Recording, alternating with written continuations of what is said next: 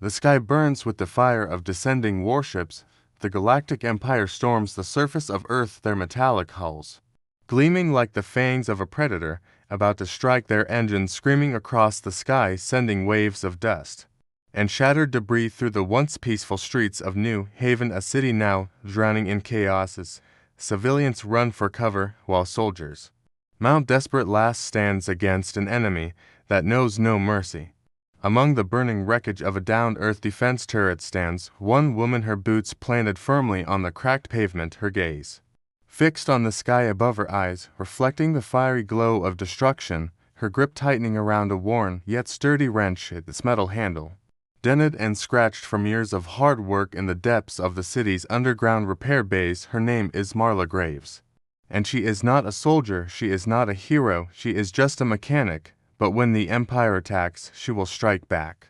The screams of the city rise like a chorus of despair, but Marla does not waver. She steps over the body of a fallen trooper, his weapon lying useless by his side, his armor scorched and broken. She does not spare him a second glance, for there is no time to mourn, there is only time to act, time to fight, time to survive. She grips her wrench tighter and strides forward, her heart pounding like the pistons of a great engine, her mind calculating her next move. She does not need a gun, she does not need an army, she only needs her skills, her wits, and her wrench. The first enemy she faces is a scout drone, its sleek form hovering over the wreckage, its optical sensors sweeping the ruins for survivors, its onboard weapons primed to eliminate any sign of resistance, its mechanical limbs twitching with cold precision as it locks onto Marla, its targeting systems beeping a digital death knell. But she is faster. She hurls her wrench with the force of a lifetime spent working on industrial machinery, the heavy tool spinning through the air before slamming into the drone's core. With a sickening crunch, sparks explode from the damaged circuits as the machine spirals out of control, crashing into the remains of a shattered vehicle, its frame shuddering before it goes still. Marla retrieves her wrench, wiping off the blackened oil that now stains its surface, her breath coming hard and fast, but she has no time to rest. The Empire's forces are advancing through the streets, their soldiers clad in gleaming armor, their rifles humming with deadly energy. She watches as they push forward, sweeping through buildings, dragging survivors from hiding places, executing those who resist without hesitation. She grits her teeth, her knuckles whitening as she grips her wrench tighter. The city may be falling, but she refuses to go down without a fight. Ducking into an alley, she sprints through the narrow passageways, navigating the labyrinth in ruins with the precision of someone who has spent her entire life in the underbelly of the city. She knows these streets, she knows their secrets, and she knows where she must go if she wants to turn the tide. She must reach the old industrial sector, where the heart of the city's mechanical infrastructure still beats, where forgotten war machines lie dormant, waiting for a hand that knows how to wake them. The sounds of battle echo through the alleys, the screams of the dying mixing with the roar of gunfire and the dull thud of collapsing buildings. Marla pushes forward, her muscles burning, her lungs aching, but she does not stop. She will not stop, not until she reaches her goal, not until she has done everything in her power to fight back against the invaders. A squad of Empire soldiers rounds a corner, their weapons raised, their visors reflecting the flames of the city. Marla does not hesitate. She launches herself forward, her wrench swinging in a brutal arc, catching the first soldier in the side of his helmet with a bone-shattering impact. He crumples before he can react, his rifle clattering to the ground. The second soldier shouts, raising his weapon. But Marla is already moving. She ducks low, grabbing the fallen soldier's rifle and swinging it like a club, smashing its stock into the second soldier's visor. The glass shatters, blood spraying as he stumbles backward. She wastes no time, turning the weapon in her hands and firing a single shot into the last soldier's chest, his armor blackening as he falls motionless.